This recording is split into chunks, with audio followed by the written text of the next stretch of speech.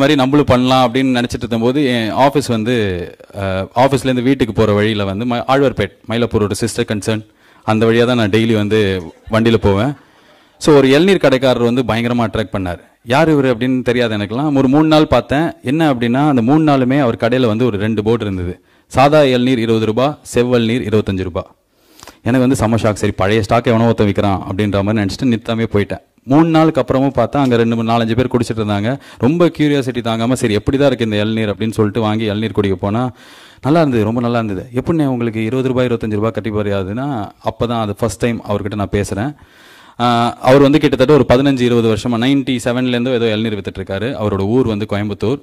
சின்ன வயசுலேருந்தே அவருக்கு என்ன அப்படின்னா இளநீர் ரொம்ப நல்லது, குடிச்சு வளரணும் அப்படின்னு சொல்லிட்டு தான் வீட்லேயும் வளர்த்துருக்காங்க. அவர் கடையில் யார் வந்து இளநீர் குடித்தாலும் ஈ சேஸ் த சேம் திங், இது உடம்புக்கு ரொம்ப நல்லது, குடிங்கன்னு இவ்வளோ பிரச்சாரம் பண்ணாலும் இன்ஃபேக்ட் அவர் மட்டும் கிடையாது, இந்தியா லெவல்லே ஒரு லாஸ்ட் 10 இயர்ஸாக வந்து இளநீர் குடித்தா நல்லது, இந்திய உணவுகளை வாங்குங்கள், பானங்களை பருகுங்கள், கொக்கோகோலா கெட்டது, பெப்சி கெட்டது, நச்சுத்தன்மை இருக்குன்னு மெயின் ஸ்ட்ரீம் படம் வரைக்கும் பெரிய ஹீரோ வரைக்கும் பிரச்சாரம் பண்ணி எதுவுமே நடக்கலை. ஸோ இவருக்குமே வந்து எதுவும் நடக்கலை. லாஸ்ட் ஒரு 7-8 இயர்ஸாக ஒரு நாளைக்கு ஆவரேஜாக 100 இளநீர் வித்துட்டு இருந்தாராம்.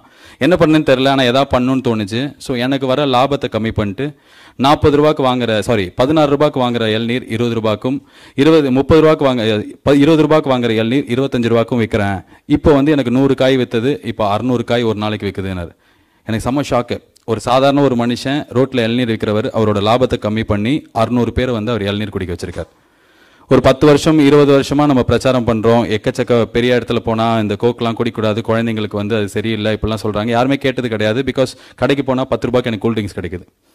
ஸோ ஒரு இளநீர் வாங்கணும் அப்படின்னா எனக்கு ஒரு 40 ரூபா ஆகுது, 50 ரூபா ஆகுது. ஆனால் 20 ரூபா 25 ரூபாய்க்கு இவர் விற்றதில்லை. இதை நான் அப்படியே போய் ரேடியோவில் சொன்னேன், பா இந்த மாதிரி ஒரு இளநீர் கிடைக்காரு, செம்ம பிஸ்னஸ் டாக்டிக்ஸ், அவருக்கும் வந்து நிறைய காய் விற்குது, நிறைய பேர் குடிக்க ஆரம்பிச்சிட்டாங்கன்னு. முடிஞ்சிருச்சு, அவ்வளோதான். இது எக்ஸாக்டாக ஒரு 3 to 5 months ஆச்சு. இப்போ நீங்கள் வந்து சென்னையில் எந்த ஏரியாவில் போய் பார்த்தாலும் ஒரு 10 கடையில் 4 கடையில் இளநீர் 20 ரூபாய் 25 ரூபாய்க்கு போர்டு வச்சுருப்பாங்க. ஒரு சிங்கிள் மேன், ஒரு இளநீர் விற்கிறவர், இஸ் நாட் அ செலிபிரிட்டி. அவர் வந்து இன்டர்நெட்டில் இதை வீடியோவாக எடுத்து போடல, அவர் எதுவுமே அதுக்காக பண்ணல. அவர் பண்ண ஒரே ஒரு விஷயம், இன்னைக்கு சென்னையில் 30 to 40% இளநீர் கடைக்காரங்க வேலையை ஸ்லாஷ் பண்ணிட்டாங்க. அவர்கிட்ட ரீசெண்டாக ஒரு 2 மாதம் முன்னாடி போய் பேசும்போது ஈ செட் த சேம் திங். முதல்ல வந்து எனக்கு வந்து நிறைய பேர் மிரட்டினாங்க கடைக்காரங்களாம், எதுக்கு கம்மி பண்ணீங்க, நீங்கள் கம்மி பண்ணதுனால நாங்களும் கம்மி பண்ணோம், ஒழுங்காக விலையை எங்களை மாதிரியே வச்சு வைனாங்க. நான் கேட்கல. சரி வேறு வழி இல்லை, உனக்கு 600 காய் விற்குது, நம்மளுக்கும் ஏன் விற்கக்கூடாதுன்னு சொல்லிட்டு இப்போ அப்படியே பக்கத்தில் கம்மியாகி சவுத் சென்னை மட்டும் இருந்து ஆழ்வார்பேட் மயிலாப்பூர் மந்தவழி மட்டும் இருந்தது. நான் பெரம்பூர் போகிறேன், அங்கே இளநீர் 20 ரூபாய்க்கு விற்கிறாங்க. ஆவடி போகிறேன், அங்கே இளநீர் 25 ரூபாய்க்கு விற்கிறாங்க.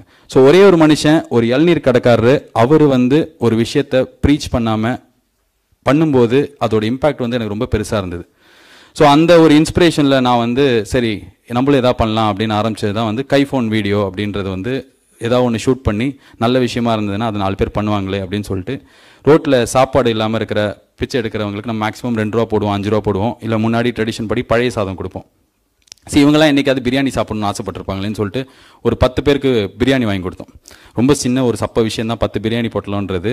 இதே தான் எல்லாரும் வீடியோ போட்டோன்னு சொன்னாங்க கீழே. பப்ளிசிட்டிக்காக இவன் 10 பேருக்கு பிரியாணி வாங்கி கொடுக்குறான். நிறைய பேர் சொன்னாங்க, ஏன்னா நம்மளோட ட்ரெடிஷன் படி வலது கை கொடுக்கறது இடது கைக்கு தெரியக்கூடாதுன்னு வாங்க, நல்ல விஷயம் பண்ணால் வெளில சொல்லக்கூடாதுன்னு வாங்க. இந்த 10 பேர் திட்டுறாங்க, 10 பேர் பப்ளிசிட்டிக்காக இவன் பண்ணுறான்னு சொன்னதோட ஒரு 2 பேர் வந்து நானும் வாங்கி கொடுத்தேன்னு சொல்லிட்டு எனக்கு வீடியோ போஸ்ட் பண்ண ஆரம்பிச்சாங்க.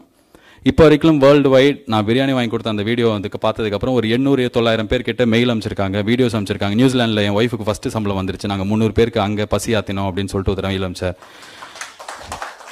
ஆந்திராவில் இருக்கிறவங்க, அதே மாதிரி கோயம்புத்தூரில் இருக்கிறவங்க. ஸோ இன்டர்நெட்டோட ரீச் வந்து எனக்கு அங்கே யூஸ் ஆச்சு. பட் ஸ்டில் என்ன அப்படின்னா ஏழைகளுக்கு சாப்பாடு வாங்கி கொடுங்க அப்படின்றது தான் ஐடியா.